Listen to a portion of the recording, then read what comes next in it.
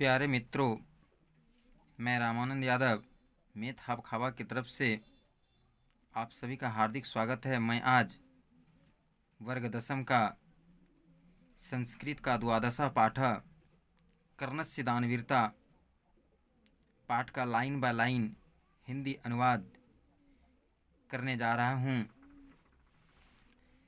द्वादशा पाठ यानी 12वीं पाठ है। इस पाठ का नाम है कर्णस्य दानवीरता यानी कर्ण की दानवीरता। तो मैं पहले थोड़ा सा कर्ण के बारे में ही बता देता हूँ। कर्ण कौन था या कहाँ से लिया गया है, तो इसके आगे मैं फिर बताऊँगा कि यह जो लिया गया है कर्णस्य दानवीरता पाठ यह महाभारत से लिया गया है। महाभारत में दो पक्षों के बीच युद्ध हुआ था। एक पक्ष का नाम था पांडव, दूसरे पक्ष का नाम था कौरव। पांडव 5 भाई थे, जिसमें से युधिष्ठिर, भीम, अर्जुन, नकुल, सहदेव 5 भाई थे और उनके माता का नाम कुंती था। तो कर्ण भी कुंती का ही पुत्र था। कुंती शादी के पहले ही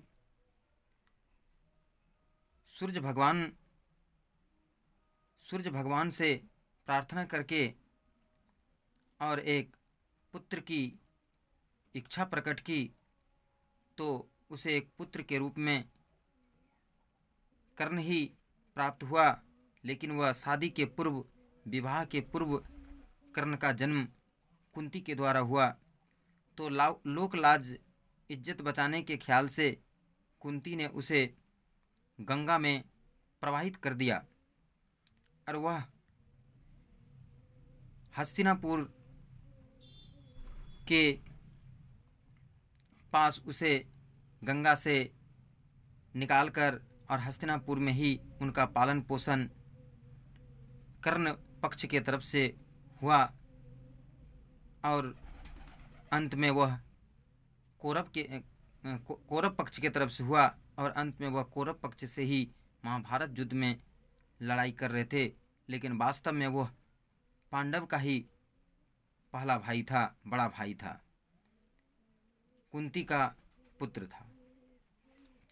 तो इस प्रकार से उसे कर्ण को अंग देश का राजा भी बनाया गया था। अंग देश के राजा थे और वो बहुत बड़े दानवीर थे। उसके सामने बड़े बड़े दानवीर भी फेल कर गए थे, यानी सबसे बड़े दानवीर थे। उनसे जो भी कुछ मांगता था उसे वह सहर्ष दान में दे देते थे। इस कर्णस्य दानवीरता पाठ में भी यही बात हम लोगों को पढ़ने और सुनने को मिलेगा कि इन्होंने अपने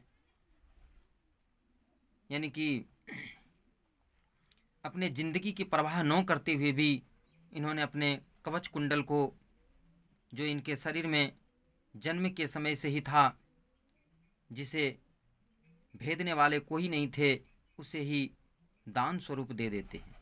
तब हम पाठ स्टार्ट करते हैं कि यह कैसे अपने कवच कुंडल को देते हैं, किनको देते हैं और क्यों देते हैं, यह हम लोग पढ़ने वाले हैं। अयम पाठ भासरचितस्य कर्णभार नामकस्य रूपकस्य भाग विशेष। यह पाठ कर्णस्य दानवीरता पाठ जो है यह भास के द्वारा रचा हुआ है। भास ने इसको लिखा है। कर्णभार नामक रूपक का यह विशेष भाग है। यह पाठ जो है कर्णस्य दानवीरता पाठ भास के द्वारा रचित है और यह कर्णभार नामक रूपक से लिया गया, यानी उसी का ये एक भाग है, अंश है। अस्य रूपकस्य कथानकम महाभारतम गृहीतम। यह रूपक जो है महाभारत कथा से लिया गया है। महाभारत युद्धे कुंती पुत्रः कर्ण कौरव पक्षात युद्धम करोति। मैंने पहले कहा ना कि कुंती का ही पुत्र कर्ण था, जो कि कौरव पक्ष के तरफ से महाभारत में युद्ध किया था। महाभारत युद्धे कुंती पुत्र कर्ण कौरव पक्षतः युद्धम करोति। महाभारत युद्ध के समय कुंती का पुत्र कर्ण कौरव के पक्ष से युद्ध करते हैं। कर्णस्य शरीरेण संबद्धः कवचम कुंडले च तस्य रक्षके सत। कर्ण के शरीर में जन्म से ही उनके शरीर में कवच कुंडल उनकी रक्षा के लिए, उनके शरीर की रक्षा के लिए जन्म से ही विद्यमान थे। यावत कवचम कुंडलम च कर्णस्य शरीरे वर्तते तावत नौको अपि कर्णम हन्तुम प्रभति। यानी जब तक कर्ण के शरीर में कवच कुंडल विद्यमान होता रहते, तब तक उसे मारने वाले कोई नहीं था। यानी कहने का अर्थ है कि कर्ण के शरीर में जो कवच कुंडल था वह अभेदनीय था, उसे भेद करने वाला कोई भी अस्त्र शस्त्र नहीं था, न कोई देवता और न कोई दानव था जो उसके कवच कुंडल को भेद कर पाता।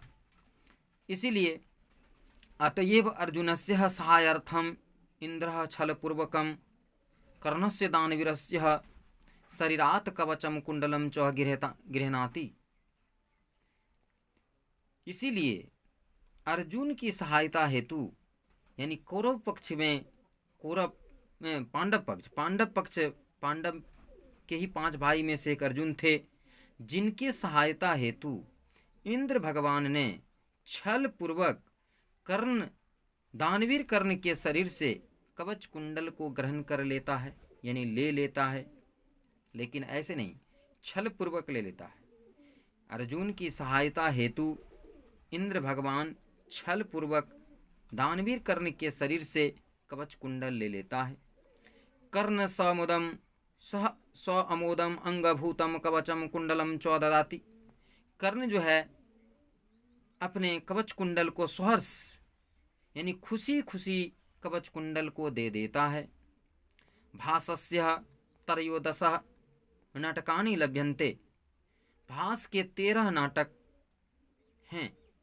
तेषु कर्णभारम अति सरलम अभिनयम च वर्तते। यानी भास के द्वारा रचा गया 13 नाटक हैं।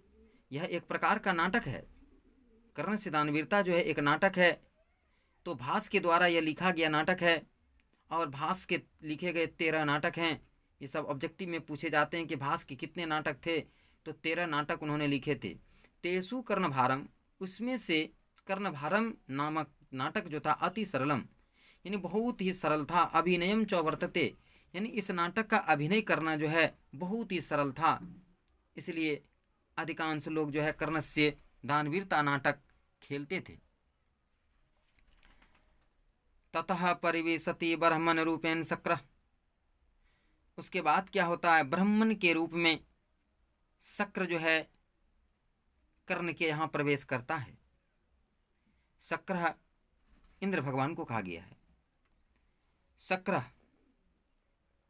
भो मेघा, हे इंद्र, सूर्यनेव निवृत्तम गच्छन्तु भवन्तः। सूर्य पुत्र के पास आप जाएं।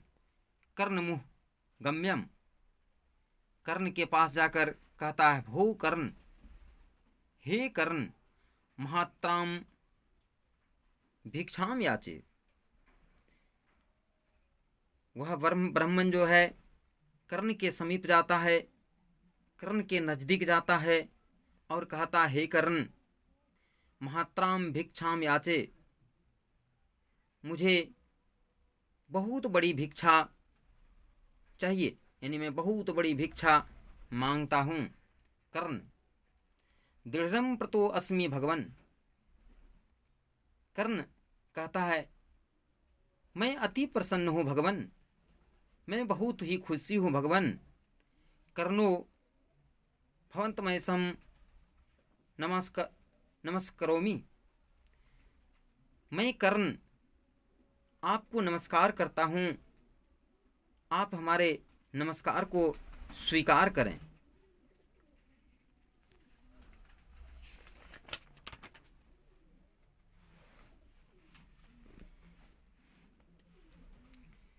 शक्र यानी इंद्र भगवान आत्मगतम अपने आप यानी मन में ही गुनगुनाते हैं, बोलते हैं। जब कर्ण ने इंद्र भगवान को नमस्कार किया, प्रणाम किया, तो जब कोई किसी को नमस्कार प्रणाम करता है तो उसे आशीर्वाद देना होता है, तो कुछ न कुछ तो कहना ही होगा। तो वही या अपने मन ही मन सोचता, किम न खलु मया वक्तव्यम यदि दीर्घायुर भवेति वक्षये दीर्घायुर भविष्यति। कहता है ये मन ही मन सोचता है कि यदि मैं दीर्घायु होने का आशीर्वाद देता हूँ तो हमारी जो योजना है, हम जिस उद्देश्य से आए हैं उसकी सफलता नहीं मिल पाएगी, यानी हमारा योजना जो है वह बेकार हो जाएगा। यदि नो वक्षये मूढ़ इति मां प्रभवति। और यदि मैं कुछ भी नहीं बोलता हूँ तो मुझे मूढ़ समझेगा, यानी मूर्ख समझेगा। यह इंद्र भगवान जो है मन ही मन सोचता है कि यदि मैं दीर्घायु होने का आशीर्वाद देता हूँ तो हमारा जो योजना है कि यह युद्ध में कवच कुंडल इससे ग्रहण कर लूँ तो इसे युद्ध में मारना आसान हो जाएगा और हमारा अर्जुन का जो है विजय हो जाएगा। और यदि मैं इसको दीर्घायु होने का आशीर्वाद देता हूँ तो ये लंबे समय तक जिएंगे, इसकी मृत्यु नहीं होगी, तो हमारा योजना जो है वो सफल नहीं हो पाएगा। इसलिए यह दीर्घायु होने का आशीर्वाद नहीं देते हैं। और फिर यह मन ही सोचते हैं कि यदि मैं कुछ नहीं बोलता हूँ तो कर्ण मुझे मूर्ख समझेगा। तस्मादु भयम परिहृत्यम कीमनो खलु वक्षाएं। तो कहता है इन दोनों में से, यानी इन दोनों को छोड़कर, इन दोनों बात को छोड़कर मैं दूसरा ही मतलब कुछ बोलने के लिए सोच रहे हैं कि यदि इन दोनों को छोड़कर मैं कुछ कहता हूँ तो अच्छा होगा। भवतु दृष्टम, तो कहता है आप ही देखें, बोलकर प्रकाशम बोलकर, भो कर्ण हे कर्ण, सूर्य इव चंद्र इव हिमवान इव सागर इव तिष्ठन्तु ते यशः। कहता सूर्य के समान, चंद्र के समान, यानी सूर्य के समान, चंद्रमा के समान, हिमवान हिमालय के समान, सागर इव सागर के समान तुम्हारा यश जो है हमेशा फैलता रहे। यानी ये ना तो दीर्घायु होने का वरदान देता है, ना तो दीर्घायु होने का आशीर्वाद देता है, और ना ही ये चुपचाप भी रह पाता है। तो ये दोनों को छोड़कर एक बीच के रास्ते को अपनाकर कहता है कि हे इंद्र, तुम्हारा यश जो है सूर्य के समान, चंद्र के समान, हिमालय के समान और सागर के समान सदा जो है फैलता रहेगा। कर्ण कहता है भगवान किम नो वक्तव्यम दीर्घायु भवेति। कर्ण कहता है ब्राह्मण वेशधारी इंद्र को कि भाई भगवान आप दीर्घायु क्यों नहीं बोले, अथवा एतयेव शोभनम कुत्र, अथवा ऐसा कहना ही अच्छा है, कुतः क्योंकि धर्मो ही यतने पुरुषन्न साध्ये भुजंग जिह्वा चपला निरीप्स्या तस्मात् प्रजापालन मात्र बुद्ध्या हतेषु देहेषु गुणा धर्यन्ते। कर्ण कहता है कि धर्म की रक्षा, व्यक्तियों को धर्म की रक्षा, पुरुषों को धर्म की रक्षा करनी चाहिए, क्योंकि राजा का ऐश्वर्य जो होता है वो भुजंग यानी सांप के जीवा के जैसा चंचल होता है। यानी सांप का जीभ जो होता है वो हमेशा जो है लपलपाते रहता है, चलते रहता है। तो वही यह कहता है कि पुरुषों को धर्म की रक्षा करनी चाहिए, क्योंकि राजा का ऐश्वर्य जो होता है वो सांप के जीवा के जैसा चंचल होता है। तस्मात् प्रजापालन मात्र बुद्ध्या हतेषु देहेषु गुणः धर्यन्ते। इसलिए प्रजा पालन करने वाले राजा प्राण देकर भी, तस्मात् प्रजा पालन मात्र बुद्ध्या हतेषु, यानी प्रजा पालन करने वाले राजा जो होते हैं वो प्राण देकर अपना सब कुछ न्यौछावर करके और प्रजा के सुख की कामना करते हैं और सुख के लिए दूसरों प्रजा के सुख के लिए जीते हैं, अपने सुख के लिए नहीं जीते हैं राजा। कर्ण के कहने का भाव है कि राजा अपने सुख के लिए नहीं होते हैं, अपने सुख के लिए नहीं जीते हैं, वो प्रजा पालन की रक्षा के लिए शरीर को धारण करते हैं और प्रजा पालन से यदि उसे मृत्यु भी हो जाती है तो उसे कोई गम नहीं होता है राजा को। भगवान किमिच्छसि, कहता हे भगवान क्या चाहते हैं, कि अहम ददामी, मैं क्या आपको दे दूं। शक्र, इंद्र कहता महाताराम भिक्षा याचे। शक्र कहता है बहुत बड़ी भिक्षा चाहिए। कर्ण कहता महाताराम भिक्षा भवते प्रदासये। कर्ण कहता मैं आपको बहुत बड़ा भिक्षा दूंगा।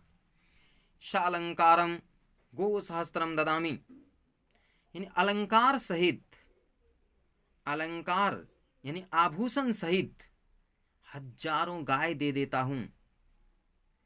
कर्ण कहता है कि हजारों गाय आपको आभूषण सहित दे देता हूं। शक्र, गो सहस्त्रमिति, 1000 गाय। मुहूर्त कम क्षीरम पिबामी, मैं कुछ देर के लिए ही दूध पीता हूं।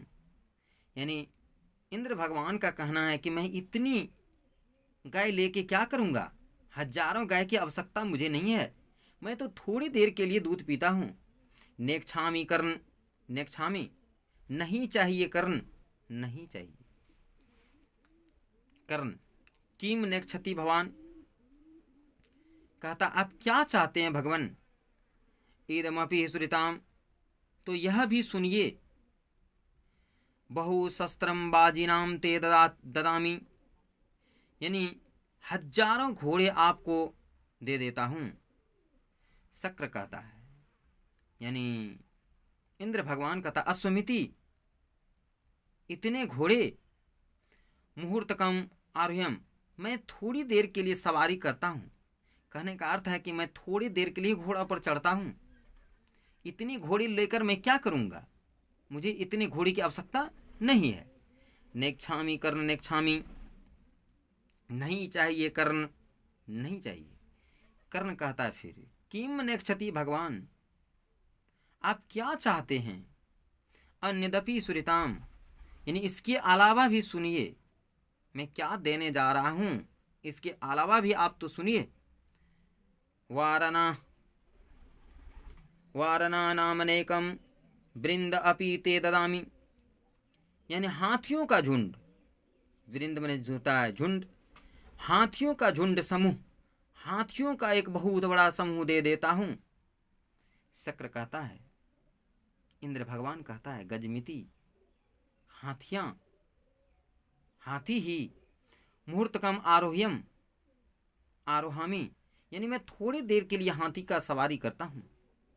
इतनी सारी हाथियों लेके मैं क्या करूंगा, ये मन ही मन कह रहा है कि इतने सारे हाथियों को लेकर मैं क्या करूंगा। लेकिन ये बोलता है हाथियां थोड़ी देर के लिए मैं सवारी करता हूं। नेक्षामी कर्ण, नेक्षामी नहीं चाहिए कर्ण, नहीं चाहिए। फिर कर्ण कहता है किम नेक्षति भवान, यानी क्या चाहिए, आप क्या चाहते हैं। अन्यदपि सुरिताम, यानी और सुनिए, इसके अलावा भी सुनिए आप, मैं क्या आपको देने जा रहा हूं। अपर्याप्तम कनकम ददामी, यानी जरूरत से ज्यादा, आपको जितना जरूरत है उससे भी ज्यादा आपको सोना दे देता हूं। आप जितना चाहते हैं उससे भी ज्यादा आपको मैं सोना दे देता हूं। शक्र, गृहत्वा गच्छामि किंचिदः गत्वा, यानी शक्र जो है कहता लेकर जाता हूं, मैंने कुछ आगे बढ़ जाता है, थोड़ी दूर आगे चला जाता है और फिर कहता नेक्षामी कर्ण, नेक्षामी नहीं चाहिए कर्ण, नहीं चाहिए। कर्ण कहता है तेन ही जित्वा पृथ्वी ददाति। तो फिर कर्ण कहता है तो छोड़िए ये सब, तो मैं आपको पृथ्वी को जीत कर दे देता हूं। कर्ण कहता है इंद्र भगवान से कि जब ये सब चीज आपको नहीं चाहिए तो मैं आपको पृथ्वी को जीत कर दे देता हूं। शक्र पृथ्व्या किम करिष्यामि, मैं पृथ्वी को क्या करूंगा, पृथ्वी की आवश्यकता मुझे नहीं है। फिर कर्ण कहता है तेन ह्यग्निष्ठो फलम ददामि, कहता है तो मैं आपको अग्निष्ठो फलम दे देता हूं। शक्र कहता है अग्निष्ठो फलम किम कार्यम, कहता है अग्निष्ठो फलम लेकर मैं क्या करूंगा, उसका कोई कार्य मेरे पास नहीं है। कर्ण फिर कर्ण कहता है तेन ही मच्छिरो ददामि, कर्ण कहता अंत में कर्ण कहता है कि तेन ही मच्छिरो ददामि, यानी कि मैं अपना सिर काट कर दे देता हूं। शक्र इंद्र भगवान कहता अविहा नहीं नहीं नहीं, ऐसा मत करो कर्ण, ऐसा मत करो। फिर कर्ण कहता है नो भेतव्यम, कहता है हे इंद्र भगवान डरो मत, प्रसीदयतु भवान, प्रसन्न हो जाएं, अन्यदपि सुरिताम, और सुनिए। यानी कर्ण कहता है इंद्र भगवान से, जब कर्ण ने कहा कि मैं आपको अपना सिर काट कर दे देता हूं, तो शक्र कहता है नहीं नहीं नहीं नहीं, ऐसा मत करो। यानी कि यहाँ पर कहने का अर्थ यह है कि यदि यहीं पर सिर काट के दे देता है तो फिर युद्ध में तो ये मारा नहीं जाएगा, यहीं पर इसका अंत हो जाएगा, और कर्ण की मृत्यु तो युद्ध में होना है, महाभारत युद्ध में लड़ाई करते करते इनका होना है, तो इनका फिर योजना जो है असफल हो जाएगा। इसलिए इनका है कि अर्जुन के द्वारा मारा जाए, और यहाँ पर इसका यदि मौत हो जाता है तो खेल ही फिर खत्म हो जाता है।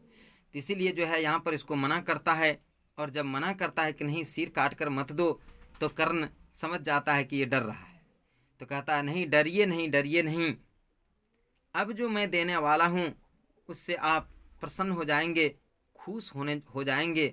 अन्यदपि सुरिताम, और सुनिए।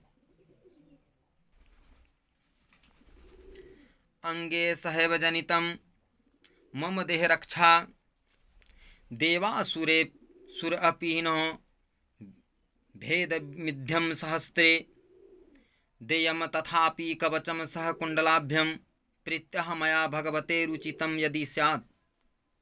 तब कर्ण क्या कहता है कि हे भगवान, अंग सहित अंगे सहैव जनितम मम देह रक्षा, यानी कि जन्म से ही हमारे शरीर की रक्षा के लिए अंग सहिते मेरा जन्म जो हुआ है इस कवच कुंडल के साथ हुआ है, जो हमारी देह की रक्षा कर रहा है। देवासुर अपि न भेद मिद्यम सहस्त्रे, यानी ना तो उसे देवता, ना तो उसे दानव, ना तो उसे अस्त्र, ना तो उसे शस्त्र, कोई भी उसे भेद नहीं कर सकता है, कोई भी उसको छिद्र नहीं कर सकता है, कोई उसे फाड़ नहीं सकता है। देयम तथापि कवचम सह कुंडलाभ्यम, प्रीत्यः मया भगवते रुचितम यदि स्यात्। यदि आपको यही कवच कुंडल लेने की इच्छा है तो मैं इसे प्रसन्नतापूर्वक खुशी खुशी मैं आपको दान स्वरूप इसे दे देता हूं। यानी कहने का अर्थ ये है कि कर्ण जो थे वो महान ही त्यागी और दानशील विचार के थे। उन्होंने सोचा कि यदि मैं इस ब्राह्मण वेशधारी इंद्र को दान नहीं देता हूँ तो मेरा नाम जो है दानी नहीं कहलाएगा। इतने दिनों तक मैंने जो भी मांगा, जिसने जो भी मांगा उसे मैंने दान स्वरूप दिया, और आज यदि मैं इसे नहीं देता हूँ दान, तो मैं दानवीर कर्ण नहीं कहलाऊंगा। मेरी जो दानवीरता का जो ये है वो मिट जाएगा। तो इतना कहते ही कि हे भगवान, यदि आप चाहते हैं तो मैं अपने कवच कुंडल को सहर्ष दान स्वरूप आपको दे देता हूँ। शक्र इंद्र भगवान सहर्षम खुश हो जाते हैं, आनंद हो जाते हैं, प्रसन्न हो जाते हैं, और प्रसन्नता पूर्वक कहते हैं ददातु ददातु, दे दो दे दो, यानी हमें कवच कुंडल दे दो। कर्ण आत्मगतम, कर्ण अपने आप मन ही मन सोचता है, ऐसा एवासस्य काम, यही इसकी इच्छा थी। जब सारे चीज़ों को देने के लिए तैयार हो गए और कुछ भी नहीं लिए, तो ये तो बात जान गए कि यह हमारे कवच कुंडल को ही लेने के लिए आए। कि मनुः खल ने कपटक बुद्धे कृष्ण शोपाय, कहता है कहीं यह कपटी बुद्धि वाले कृष्ण भगवान की योजना है। यानी ये मन ही मन सोच रहे हैं कि यह तो कपटी बुद्धि वाले कृष्ण भगवान की योजना है, जिन्होंने हमारे कवच कुंडल को दान स्वरूप में लेने के लिए इंद्र भगवान को भेजा है। सो अपि भवतु, सो अपि भवतु, वह भी हो, ये मन ही मन सोचता वह भी हो। धिक युक्त मनु सोचितम, धिक्कार है उस अनुचित विचार करना। नास्ति संशय, यानी नास्ति संशय, यानी कोई मतलब संशय नहीं। प्रकाशम बोलकर कहता गिरताम, ले लीजिए।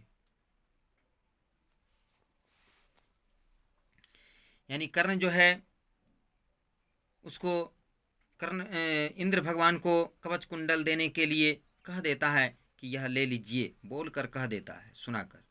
शल्य अंगराज न दातव्यम न दातव्यम, शल्य यानी कर्ण का सारथी कहता हे अंगराज, नो दातव्यम नो दातव्यम, यानी नहीं दीजिए नहीं दीजिए।